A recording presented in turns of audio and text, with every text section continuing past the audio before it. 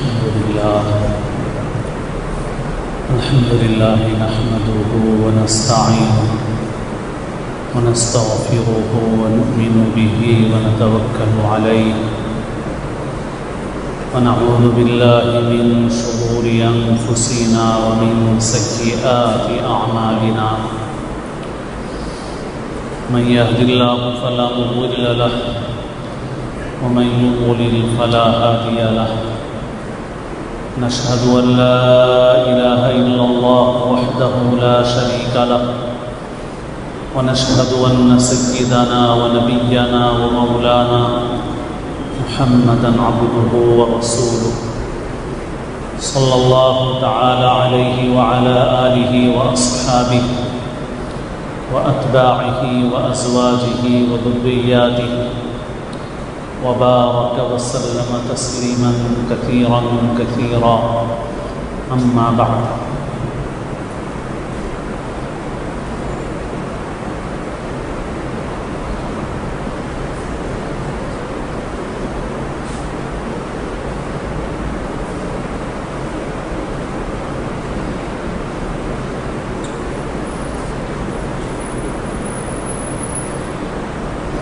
قابل احترام بزرگ و عزیز دوستوں ساتھیوں، اس وقت ایک بیماری اور وبا کے جو حالات چل رہے ہیں اس میں ہم غیر معمولی حالات کا سامنا کر رہے ہیں۔ ہمارے دین نے ہم کو احتیاط کی تعلیم دی ہے، لیکن ساتھ ہی ہمیں یہ سکھایا ہے کہ ہمیں اس بات پر پوری طرح سے یقین رکھنا چاہیے کہ دنیا میں جو کچھ بھی پیش آتا ہے وہ اللہ کے حکم سے، اس کی تقدیر سے پیش آتا ہے۔ یہ ایک ایسا یقین، ایسا عقیدہ ہے کہ جس کے ذریعے سے ہمیں چین و سکون حاصل ہوتا ہے، انسان ذہنی پریشانی سے محفوظ رہتا ہے۔ جو چیز تم کو پہنچی ہے وہ ٹلنے والی نہیں تھی، جو ٹل گئی وہ تمہیں پہنچنے والی نہیں تھی۔ اللہ تعالیٰ نے ہماری تقدیر لکھ دی ہے۔ انسان ماں کے رحم میں ہوتا ہے، اسی وقت لکھ دیا جاتا ہے کہ اس کی زندگی کتنی ہے۔ جو وقت فرشتے نے اللہ کے حکم سے لکھ دیا، اس وقت کو کوئی نہ کم کر سکتا ہے نہ اس کو کوئی بڑھا سکتا ہے۔ تدبیر اور اسباب کو اختیار کرنا اس لیے بھی ضروری ہے تاکہ ہمارے دین میں خلل نہ آئے۔ بعد میں ہم اپنی کمزوری سے یہ سوچنے لگے کہ اگر فلاں احتیاط پر عمل کرتا تو ایسا نہ ہوتا، فلاں تدبیر پر عمل کرتا تو ایسا نہ ہوتا۔ اس وجہ سے ہم احتیاط کریں، لیکن احتیاط اس درجے نہ ہو کہ احتیاط خود ایک بیماری بن جائے، نفسیاتی بیماری بن جائے، اس قدر خوف پیدا ہو جائے کہ وہ خود مضر اور نقصان دہ بن جائے۔ اس وقت صورتحال ایسی ہے کہ جو خوف کی کیفیت پیدا ہو گئی ہے، یہ خوف کی کیفیت نقصان پہنچا رہی ہے انسانوں کو، زندوں کو بھی تکلیف ہو رہی ہے، بیماروں کی بھی حق تلفی ہو رہی ہے، مردوں کے احترام میں کمی ہو رہی ہے۔ ہونا یہ چاہیے تھا کہ ہم مسلمان ایک معتدل نمونہ بن کر لوگوں کے سامنے آتے۔ اگر اپنے دین اور ایمان کی کمی ہے، اپنے عقیدے کی کمزوری ہے، تو جس کی وجہ سے ہم خود کوئی صحیح نمونہ بن کر دنیا کے سامنے نہیں آ سکے مجموعی طور۔ باقی الحمدللہ جیسے اس سے پہلے بھی ایک گفتگو میں نے عرض کیا کہ لاک ڈاؤن کے دوران مسلمانوں نے جو رفاہی کام بڑھ چڑھ کر میدان میں اتر کر انجام دیے ہیں، اس کی وجہ ان کا اللہ پر ایمان ہے، اور الحمدللہ اس معاملے میں دوسروں سے زیادہ جرأت اور ہمت سے مسلمانوں نے کام کیا، اس میں شبہ نہیں ہے۔ مگر دوسری طرف تصویر کے دوسرے رخ بھی ہیں، دوسرے پہلو بھی ہیں جو ایک سوالیہ نشان ہمارے اوپر کھڑا کرتے ہیں۔ ہمارے ملک میں میڈیا نے تعصب پھیلایا، اس سے کوئی انکار نہیں ہے، لیکن لوگوں نے مختلف جگہوں پر جو برا سلوک کیا اس میں صرف تعصب نہیں، بلکہ ان کو بھی جو خوف پیدا ہو گیا ہے وہ خوف اس کا ایک بڑا سبب ہے۔ اس کی کھلی ہوئی دلیل خود ہمارا طرز عمل ہے۔ جنازہ کسی مسلمان قبرستان میں لے جایا گیا تو بستی کے لوگ نکل کے آ گئے کہ اس کو یہاں دفن نہیں کرنا چاہیے۔ اب بتائیے وہاں کون سا ہندو مسلم مسئلہ ہے؟ کیوں ہوا ایسا؟ بمبئی میں ایک نعش مسلمان کی، وہاں غالباً ہو سکتا ہے کوئی قبرستان ہو، جو ہم نے دیکھا کہ وہاں مسلمانوں کا قبرستان اور غیر مسلموں کا شمشان دونوں لگے ہوئے ہیں، تو بہرحال اس نے تدفین کے لیے اجازت کی کوشش کی اور اجازت قبرستان والوں نے نہیں دی، تو اس نے اپنی نعش کو شمشان کے حوالے کر دیا اور نعش جلا دی گئی۔ یہ ہمارے ایمان پر، ہمارے اسلام پر ایک سوالیہ نشان ہے کہ ہم کیسے مسلمان ہیں۔ خود ہمارے اس شہر میں بھی ایک نعش کو لے کر کے لوگ گھومتے رہے متعلقین، اور کہیں اجازت نہیں ملی، اور ایک شمشان گھاٹ میں تدفین کی اجازت ملی تو وہاں پر اس نعش کو دفن کر دیا گیا۔ یہ ہمارے شہر کا واقعہ ہے۔ اب ہیلتھ آرگنائزیشن اور ہمارے ملک کے بھی میڈیکل اداروں کی رپورٹیں آ رہی ہیں کہ نعش سے وائرس نہیں پھیلتا،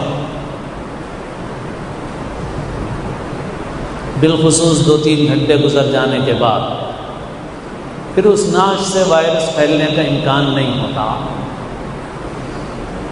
جو بے حرمتی ہوئی ہے، ہو رہی ہے، کون ذمہ دار ہے اس کا؟ ہم احتیاط کریں، مگر ہم کیوں اتنے ڈرے ہوئے ہیں کہ حق تلفیاں کر رہے ہیں؟ ہمارے نبی نے جہاں مجذوم سے احتیاط کا حکم فرمایا ہے، وہیں ہمارے نبی نے مجذوم کے ساتھ کھانا کھا کر بھی دکھایا ہے۔ کل ثقۃ باللہ وتوکلا علیہ، اللہ پہ بھروسہ اور اس پر توکل رکھتے ہوئے کھاؤ۔ یہ ہے ہمارے نبی صلی اللہ علیہ وسلم کا طرز عمل۔ اگر ہم ایک نعش کو ایک وائرس سے مرنے کی وجہ سے مسجد میں جو جنازے کی جگہ ہے وہاں لانے کی ہم اجازت نہیں دیتے تو اس کی بے حرمتی کے ہم ذمہ دار ہیں۔ جو لوگ اس وبا میں، اس مرض میں یا اس مرض کے شبے میں موت سے ہمکنار ہو رہے ہیں، ان کے اگر ان کا غسل نہیں ہو سک رہا ہے، ان کی نماز جنازہ طریقے کے مطابق نہیں ہو سک رہی ہے یا بہت کم افراد کے ساتھ ہو رہی ہے، ان کی تدفین ڈھنگ سے نہیں ہو رہی ہے، تو اس پر ہم مردے کو برا نہ سمجھے جیسا کہ ہم لوگ سمجھ رہے ہیں، کیونکہ ہر انسان اپنے اختیار والے اعمال کا مکلف ہے۔ یہ چیزیں اس بات کی دلیل نہیں ہے کہ وہ مردہ برا ہے نعوذ باللہ، یا اس کی آخرت بری ہے نعوذ باللہ۔ یہ اللہ نے پردے کے اندر رکھا ہے، ہم نہیں جانتے بالکل۔ اور انسان کے جو ملنے والا ہے آخرت میں وہ اس کے عمل سے تعلق رکھنے والی چیز ہے، دوسرے کے عمل سے نہیں ہے۔ اس مردے کے ساتھ یہ جو کچھ کر رہے ہیں اس کا اچھا یا برا معاملہ ہم سے متعلق ہے، ہم زندوں سے متعلق ہے کہ ہم نے ان کے حق میں کوتاہی کی یا نہیں کی، یہ ہمارے عمل میں لکھا جا رہا ہے۔ باقی جو غیر اختیاری طور پر غسل نہیں ہو سکا، نماز کم لوگوں نے پڑھی یا نماز نہیں پڑھی گئی یا تدفین ڈھنگ سے نہیں ہوئی، اس کا اس مردے کی آخرت سے کوئی تعلق نہیں۔ ہاں البتہ اتنا ہے کہ مثلا رسول اللہ صلی اللہ علیہ وسلم نے اچانک موت سے پناہ مانگی ہے. وہ اس وجہ سے پناہ مانگی ہے واللہ اعلم کہ اس میں انسان کو توبہ کا، وصیت کا، اصلاح کا موقع نہیں ملتا. اچانک موت آ جاتی ہے، اس سے پناہ مانگی. بیمار رہتا ہے انسان، کچھ وقت کو توبہ کر لیتا ہے، اللہ سے معافی مانگ لیتا ہے، وصیت کر لیتا ہے، کچھ بول بتا لیتا ہے، اس کو کچھ موقع مل جاتا ہے. تو بہرحال اتنی بات تو ہے. باقی یہ ہے کہ یہ اس کی وجہ سے، اس قسم کے حالات کی وجہ سے کسی مردے پر اچھے یا برے ہونے کا حکم نہیں لگایا جا سکتا. اللہ ہی جانتا ہے. اور ہو سکتا ہے کہ کسی مرنے والے کے لیے اس قسم کے حالات خود بھی اس کے حق میں اللہ تعالیٰ اس کے لیے کفارہ بنا دیں.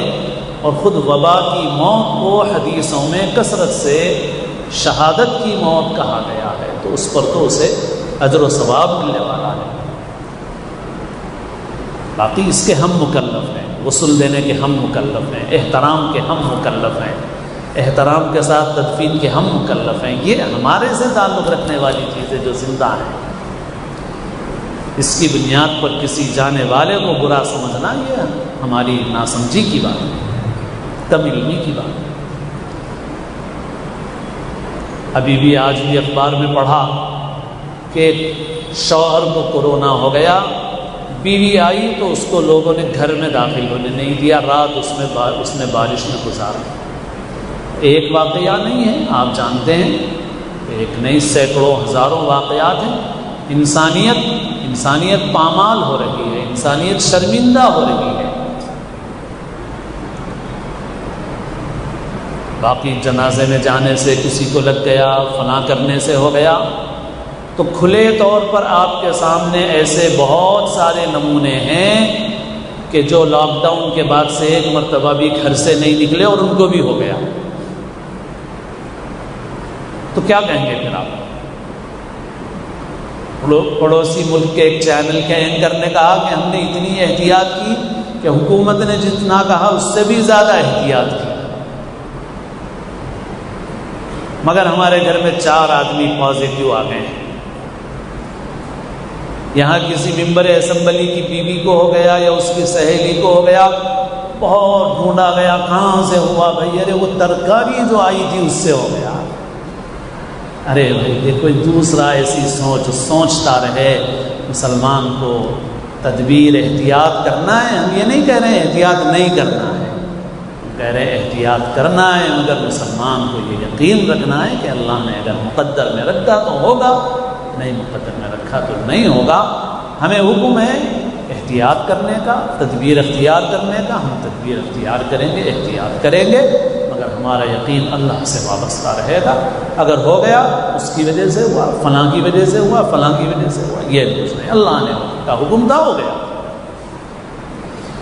اور پھر اسی خوف کے نتیجے میں مریضوں کا صحیح علاج نہیں ہو پا رہا ہے. بہت سارے وہ مریض جو اس مرض سے متاثر نہیں ہیں، بغیر علاج کے دیکھ بھال کے چھوڑ دیے جا رہے ہیں. اور غرض یہ کہ طرح طرح کی ایسی شکلیں رونما ہو رہی ہیں جس سے معلوم ہو رہا ہے کہ انسانیت شرمندہ ہو رہی ہے. ہم انسانیت کی بے حرمتی کر رہے ہیں.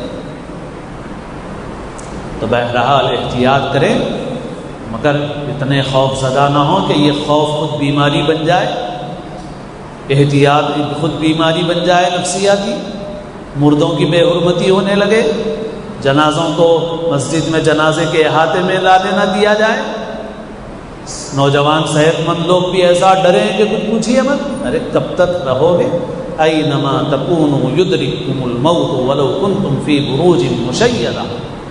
اگر وقت لکھا ہوا ہے تمہارا، تم کسی مضبوط سے مضبوط قلعے میں چلے جاؤ، محل میں چلے جاؤ،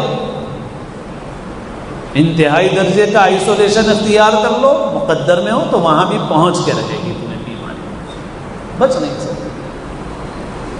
تو بہرحال ایک مسلمان اور مومن کو ایسے حالات میں جس قسم کا کردار پیش کرنا چاہیے، افسوس ہے کہ ہم لوگ اس سے بھاری ہو گئے ہیں، ہم نہیں پیش کر پائے ویسا کردار. بلکہ میں خود دیکھ رہا ہوں بعض وقت ایک جنازے میں شرکت ہوئی، دوا خانے والوں نے لاکھوں روپے لے لیے، لیکن ان فقیروں اور کنگالوں کو اتنی توفیق بھی نہیں ہوئی۔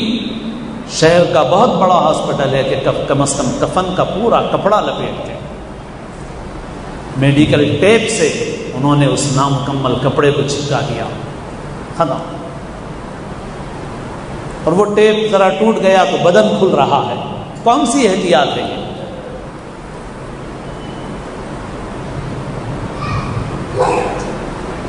بہرحال ہم لوگ اللہ کی طرف رجوع اختیار کریں، دعا کریں، احتیاط کریں، تدبیریں اختیار کریں، مگر اعتدال کے ساتھ زندگی گزاریں، اللہ پر یقین مضبوط رکھیں اور کوشش کریں کہ ہم جو حقوق ہمارے اوپر ہیں زندوں سے متعلق اور مردوں سے متعلق اللہ نے ہمارے ذمہ رکھے، ہم ان حقوق کو بہتر طریقے سے ادا کرنے کی کوشش کریں۔ اللہ تعالی ہم سب کو توفیق عمل نصیب فرمائیں۔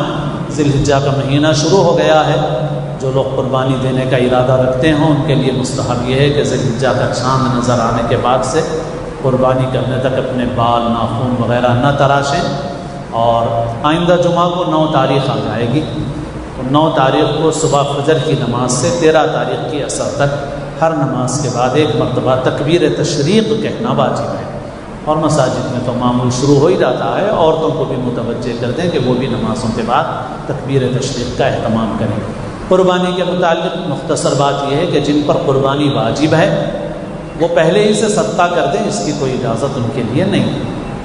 واجب قربانی کرنا ہے، لیکن حالات کیسے رہتے ہیں ہمیں کچھ ابھی پتہ نہیں ہے، ہو سکتا ہے آئندہ جمعہ تک کچھ صورتحال سمجھ میں آئے تو آپ سے کچھ عرض کریں۔ تو بہرحال جو واجب قربانی ہے، واجب قربانی ہم کو ادا کرنے کی پوری کوشش کرنا ہے، چاہے یہاں ادا کریں، گاؤں میں ادا کریں، کہیں ادا کریں۔ البتہ جو قربانی نفل ہے، مرحومین کی طرف سے کر رہے ہیں یا ہم پر بھی واجب نہیں ہے اور مستحب اور نفل کے طور پہ کر رہے ہیں، آپ اس کو صدقہ کر سکتے ہیں۔ واجب والی قربانی کے بجائے صدقہ آپ نہیں کر سکتے، لیکن اگر قربانی حالات نہیں بنے، جانور نہیں آئے، قصاب نہیں ملے، حکومت نے اجازت نہیں دی، لوگوں نے ڈر کے مارے ذبح کرنے نہیں دیا، اور 12 تاریخ کی مغرب تک بھی آپ کو موقع نہیں ملا، تو اس کے بعد جو واجب قربانی کی رقم ہے وہ صدقہ کرنا آپ کے لیے ضروری ہے۔ اس کے بعد کا مسئلہ ہے وہ اگر قربانی نہ کر سکیں تو بہرحال اس سلسلے میں بعض علماء کی تفصیل سے رہنمائی بھی آئی ہے، اس کو سامنے رکھیں، اور باقی انشاءاللہ جو ضروری باتیں ہوں گی تو آئندہ عرض کی جائیں گی۔ اللہ تعالی ہم سب کو توفیق عمل نصیب فرمائیں۔ جناب عبدالسلام صاحب جو رسول پورے کی مسجد کے امام ہیں، بڑی عمر کے ہیں، ان کے لڑکے مولوی عاصم ہیں، انہوں نے درخواست کی ہے، بیمار ہیں وہ، اسی طرح اور بھی کئی لوگ ہیں جنہوں نے دعاؤں کے لیے کہا ہے یا نہیں بھی کہا ہے۔ دعا فرمائیے کہ اللہ تعالی ہمارے ان تمام بیماروں کو صحت کاملہ عاجلہ مسلم عطا فرمائے، اللہ تعالی ہم سب کی ہر طرح سے حفاظت فرمائے، اللہ تعالی ہر طرح کی عافیت ہمیں نصیب فرمائے۔ جناب عبدالغنی صاحب یہ بڑی عمر کے تھے، مگر مدرسے میں قرآن شریف پڑھنے کے لیے آتے تھے طالب علم کی طرح، اور ابھی کل ان کا انتقال ہوا ہے۔ دعا فرمائیے کہ اللہ تعالیٰ ان کی اور ہمارے تمام مرحومین کی اللہ تعالیٰ مغفرت فرمائے، اور جن لوگوں کی تدفین میں اور ان کی آخری رخصتی میں ہم سے کوتاہی ہوئی، اللہ تعالیٰ ہمیں معاف فرمائے، اور اس کو بھی ان کے لیے رفع درجات اللہ تعالیٰ بنا دے، اللہ انہیں مغفرت کاملہ سے سرفراز فرمائے، اللہ تعالیٰ انہیں جنت الفردوس میں اعلیٰ مقام نصیب فرمائے، اللہ تعالیٰ ہم سب کو اپنے اپنے وقت پر حسن خاتمہ نصیب فرمائے۔